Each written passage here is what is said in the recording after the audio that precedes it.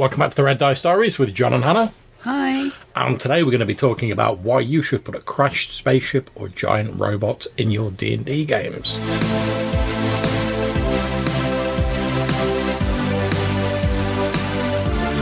Okay, so you're probably thinking, surely D&D is a fantasy game, but robots and spaceships are sci-fi. Why would I want to, cross the streams, so to speak? Now, I can entirely understand that point of view, and if you're running a more serious tone fantasy game, it might not always be appropriate, but there are at least some good reasons to, just consider it a little bit. And to clarify, I'm talking about honest-to-goodness spaceships, not the fantasy vessels featured in Spelljammer. Nothing wrong with them, I love me a bit of Spelljammer, but they're sort of more firmly wedged in the fantasy side of the equation as far as I'm concerned. Mm-hmm. Now, I'm going to go into shortly a few reasons why you want to include them in your game, but I'd be remiss in bringing up this topic if I didn't mention the module Expedition to the Barrier Peaks. Now, this is a module written by Gary Gygax in 1980, and it had a more sort of space fantasy vibe than the later tone that would be adopted by D&D. It takes place in a crashed spaceship where the crew have died of some sort of unspecified disease. The players have to contend with this monstrous menagerie on board the spaceship, robots, strangely coloured access cards, as they're trying to sort of understand their surroundings through the lens of traditional fantasy D&D characters. Now, work began on this module in 1976 when TSR was working on the game Metamorphosis Alpha that would eventually become Gamma World. And in order to try and sort of get people ready for that sort of space/science fantasy vibe, they decided to put out a tournament module featuring a crashed spaceship based around sort of loosely on Castle Greyhawk, but it using the normal sort of D&D rules. And this scenario is what eventually became the Barrier Peaks. So, why should you be putting robots in your game? Okay, well, there's a number of reasons. The first one I'm going to go for is that it hints at a much wider world. Now, in our modern world, even though there's no conclusive proof that alien life exists, it's generally accepted that the probability of humans being the only life form in the universe are pretty remote. Now, how much more likely is there to be more sort of alien races in the D&D world where there's already hundreds of different species? So, this is something that I think I'd only want to put in if it was going to be a big thing. Because if you're going to have one random UFO crash on your D&D world, then surely the species who that UFO belonged to are going to come looking for it at some point. Even if it's just a tourist that's gone off the beaten track, someone's going to come looking for him eventually. Yeah, but to use your analogy of a tourist, think of how many people on our own world go missing and don't get found. And then you multiply that out by how much space there is and how many planets there are. Yeah, there might be people out there looking for them, but what's the chances they're going to find this small world? And that's another thing I like about it.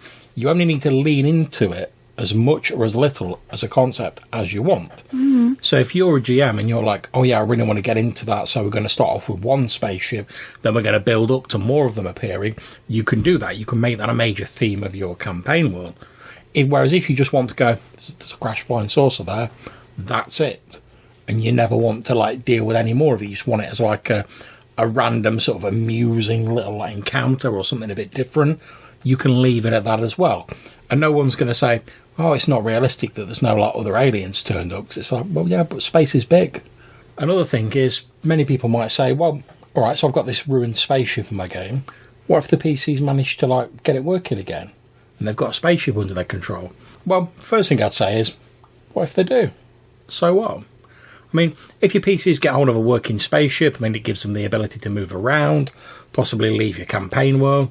However, it allows the GM to introduce all manner of new complications. How do they get food? Is there enough breathable air? How do they fly the ship? Is it fully functional? You only need to allow it to work or not as much as possible. If you don't want the spaceship to work, you can just say it's broken beyond all repair. Maybe they can get a few of the subsystems working, which you can represent as magical items. Because let's face it, you find a strange cylinder that when you activate it, projects a beam of light out of it. Sure, yeah, we'll recognise that as a ray gun, but you could use the rules for magic wands just as easily Oh, Magic Wand runs out of charges. Oh, that's the battery pack for your laser gun. So you don't need to bring in any new mechanics, and you only need to lean into it as much as you want, as we said earlier. Now, if you don't want the spaceship to work, like I say, it can be broken beyond all repair. Maybe they can get some bits working, but the ship as a whole, you can just say no, it doesn't work. Plus, flying a spaceship would be pretty difficult anyway. I mean, think of how long astronauts in the real world spend training and all the support teams and all the technology that goes into that. And it doesn't always work, as we know from history. Granted, in your D&D world, players have magical abilities and spells and that they can use to find out knowledge, but perhaps spaceship piloting's beyond those abilities. Well, as I say, this is something that I can't see being able to put in unless I was going to put it in sort of in the first 3 levels as a dungeon crawl, and then the players either take it themselves or hand it over to some authority, and sort of by about level 10, either you're going to want to take the spaceship for a test run or somebody's going to come up looking for the spaceship. Well, that's the thing. I mean, it can be, as you said, it can be a good way to like put a focus on a campaign world. So, if you want to do that sort of subversion of expectations where you want to start it off as a fantasy game and then it sort of flips around and it becomes something different like science fantasy. Now, if you know your players well, you're going to know how they're going to respond to that. Whereas if you've got a group of strangers and you're like, I'll pole up for like a normal D&D game, then suddenly it becomes like D&D Trek. That they may not be quite so like up for it. So you've got to be a bit sensible with it as a GM. But if you're looking for a way to like shake up a stagnant campaign or introduce the PCs to another area of your world, or even like new worlds entirely, a spaceship can do that. It's got you covered. And as you say, it could become the major crux of a campaign, getting it to work, working out exactly what it is. Could be a whole sort of arc of your campaign. And obviously, quite often it's very difficult to come up with a sort of coherent reward for when you've done the big campaign arc in a game and what to do afterwards. So let's say in the standard D&D style campaign, you're trying to defeat the evil wizard who's overtaking the land with his horde of orcs and whatever. You defeat that evil villain, you've got the gratitude of the free peoples of the world or whatever, then what? The GM has to either start building up another bad guy, or they have to change direction in some way to like keep interesting, or they just wrap it up and you get a little epilogue. Now, with this sort of spaceship campaign that you're sort of mentioning, the main plot arc could be finding and getting this spaceship to work. Then once you've got it to work, obviously your reward is already built in. You've got a spaceship, that is your reward. What do I do afterwards? Pick a point of light in the sky and go to it. And we've already got, and it's not a great ask for D&D either, because let's face it, we've already got Spelljammer where you can travel crystal spheres to other worlds. We've got interplanar travel that you can do via magic and stuff like that. I mean, perhaps your ship doesn't even travel through space as we would know it in the real world. Perhaps it travels through the planes, so it could be an interesting way of doing that. So all the spaceship does is it allows you to do some stuff that you would do with high-level spells with technology. And now some people might say, oh yeah, but that's sort of taking away from spellcasters, because that's their niche. They have the magic that lets you do this. If you've got a spaceship, you don't need that. But as we've said, you have to put an awful lot of time and effort into working out how to use the spaceship, understanding it, having all these like accidents and incidents along the way. You're probably going to have to get the magic user to help you out. And it's only once you've done all of that and you're at the end of this big arc, then you get the reward of, yes, we've got a spaceship. Now, if you're in a traditional D&D game, by the time you've reached that point, you've probably already got magic that would let you do that, a similar sort of thing anyway. But obviously there's advantages with the spaceship. Weapons, you can take more people, stuff like that. It doesn't use your magic slots, blah, blah, blah. So it's a different way of doing a similar thing. Plus, it's an interesting puzzle for the players to work out. Now, obviously, if the players are just wandering along and you say, oh, stuck inside the hill is a spaceship, that's not really much of a puzzle. You know what it is. You know what your expectations are. Happy days. However, if you describe just what they're seeing through the sort of lens and in terms of the language player characters will understand, it suddenly becomes more of a mystery. So it's not like the point of a rocket, it's a big metal tower. Exactly. Take, for instance, like the PCs may not know what wires are in terms of our modern context, but if you describe a wriggling variety of thin, smooth, multicoloured tendrils with a strange sheen on them, it suddenly becomes much more interesting. And this can be cool as well, because the players might have worked out that the silver sphere they see is a crashed spaceship, but their player characters don't have our sort of modern frame of reference. So, in a way, it's sort of like a good sort of like metagaming sort of like within the game. Sorry, I'm just laughing at the image of like somebody opening up a circuit box, seeing that it's full of strings and saying, "Here, Bard, come and have a go at this." Exactly.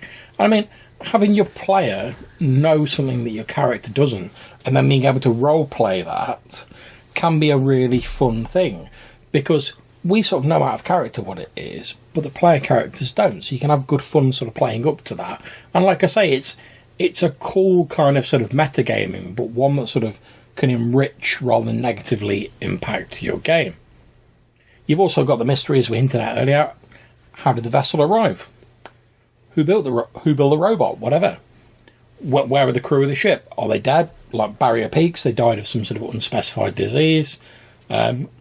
Maybe you're trying to unravel the origins of the crew, the ship, the robot. That could be another fun mystery to try and work out. And to me, it harkens back to a different time when the sort of wars of the genres were not quite so rigidly enforced as they are now. So we tend to think of fantasy, whatever subgenre you prefer, as having set limits and things that are included in them. It's useful in some way because it lets you know what to expect. So if someone says, "Oh, you're going to be running a sword and sorcery game," there's probably going to be barbarians, evil magic users, serpent men, all that sort of stuff. However, there are numerous genres of fantasy that mix in different elements. Take urban fantasy, for example, like in fiction, which is very popular at the minute. That takes fantasy sort of archetypes and races and sort of blends them into an ostensibly real-world sort of scenario. And it becomes a little bit more interesting because it does that. It's that little juxtaposition going on there. And certainly when RPGs were first being created, the people making them just took whatever influenced them and whatever they liked, whether that was science fiction, fantasy, whatever. I mean, we know that in that AD&D, it's got like a bajillion pages of polearms because like Gary Gygax had a mad on for the polearm. That's the only reason it's in there. So, and when you look at like the Appendix N, which is the famous list of all the sort of here's inspirational books you can look at in D&D First Edition, there's various different flavours of fantasy, science fiction and stuff like that covered in there.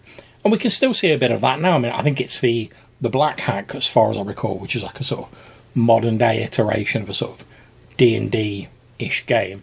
And that has like a radioactive undead spaceman as one of its monsters. And it never out and out sort of like goes into the future tech, but it's obviously an undead spaceman who's like a bit radioactive. We've got one of my favourites as well, the Mind Flayers in D&D. They've got that Cthulhu horror vibe for obvious reasons, but also they've got that weird sort of sci-fi feeling where they've got their fallen empire, which might be somewhere else in space or even in time. No one really knows. Also, introducing a spaceship or a robot creates an opportunity for chaos in your campaign. Now, obviously, this depends on like how willing you are to let players and things sort of mess up your campaign world. But in one of the previous campaigns I ran, one of my old school campaigns, I found a map online of like this sort of like giant mecha-like robot, and I just had it next to a mountain, and it was worshipped as a deity by the people of the village that were nestled around the bottom of it. The player characters made it inside, and they accidentally, while they were messing about with it, triggered the weapons of the robot, which destroyed a nearby village. Now, unfortunately, we had to like wrap up the campaign shortly afterwards due to like, unrelated reasons, but there would have been campaign consequences from that action. Mm-hmm. And obviously, they could like get certain materials out of it that wouldn't be present in the rest of the campaign world. But like I say, granted, in order to enjoy that, you really need to not be too precious about your campaign world, but it can be a fun way of shaking up the game. And last of all, I'm just going to come straight out and say it, giant robots and spaceships are cool.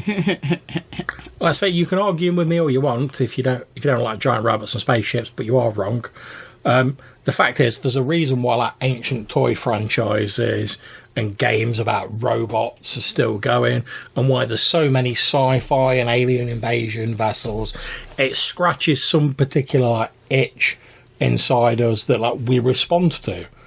So introducing that into your game can be a way to throw a little bit of a curveball at your players, but also bring something fresh to your game. I suppose it's also a way to do a lot of stories that are like less easy to do now, where you've got different racial groups, whatever, using alien. You know, your campaign world, you've made peace between the elves and the dwarves. The trolls and the goblins are getting on fine now. But then you've got a million new threats you can introduce from every star. That's it. If you've reached the point where like every race in your campaign world are like hippie peaceniks, they're all sitting down wearing like tie-dye t-shirts, playing acoustic guitars, singing "Oh baby, I love your way," and they're all getting on perfectly fine. That's grand, you know, if that's what you like, fair enough. But that doesn't give you much opportunity for like conflict, in my opinion. But like you say, you can introduce these other threats from elsewhere. And if you've already faced the biggest horror or the biggest baddie of your campaign world and you've beaten them, as we said earlier, it's very difficult to then build up another bad guy to be an equal threat. I mean, take, for example, I've sort of mentioned this a number of times, not in this episode, but previously, take the Marvel film franchises. They built up sort of Thanos as this like big bad guy. They did Endgame. They defeated the bad guy. Great, happy days. Everyone loved the film, quality. But now, when they come in to like do more films, where do they go from there? Because you spent years setting up Thanos. If you just parachute another baddie in, no one's going to give a shit. Whereas if you go back to like stage one and start building up slowly again, everyone's going to be like, well, this isn't as good as the films we had a few weeks ago. Well, someone was saying something similar about the Wakanda in the Marvel franchise. The way they appear and they're like, oh yeah, we're going to help people all over the world. But you don't actually see much help going on. I mean, I've not watched much of the Marvel stuff. Yeah, I mean, to be fair, I've got to admit, after sort of Endgame, I was like, do you know what? It's called Endgame. I'm fine. I'm done now. That's it. I was holding on to see Thanos turned up. He turned up. There was a couple of great films. Cracking. Now they're like, oh, what about a new Spider-Man film? I'm like, I'm good, Marvel. It's fine. Oh, but Mysterio's in it. And what? Not really bothered. I'm sure there'll be some Marvel films that I will enjoy coming out, like a bit of Guardians of the Galaxy or whatever. But it's very difficult once you've done that ultimate bad guy to go somewhere else. And like, as we said earlier, you could always wrap up the campaign and be like, that's it, it's done. But if you want to go on, if you beat the biggest bad guy in your world, what about other worlds? What about other planes? What about places beyond your campaign world? And if you don't want your players travelling to these other areas, what about bringing them to your campaign world? Like I said, like a crashed spaceship or like a robot or something like that. Maybe something has occurred and like an alien race, you know, maybe like the bugs out of Starship Troopers lands on your campaign world and starts trying to take over the campaign world. And suddenly you've got to deal with an entirely like alien race which isn't like anything you've encountered in your campaign world previously. And that could be a way of shaking it up and giving like a new lease of life to a campaign which otherwise might be sort of struggling along after it had finished its initial run. It's like that whole thing of, you know, when you see TV shows and they have like a plot arc that's already written out, then they finish that plot arc and you think, oh, it's probably going to get cancelled. And then like the studio are like, that was pretty popular. Just reverse that dump truck of money up. Beep, beep, beep, beep. And they're like, all right, yeah, we need to do some more series of this. Let's get going. But because they've had that initial sort of arc has already been done and everything's already been like wrapped up as much as they can, it's then very difficult to keep the same amount of momentum going.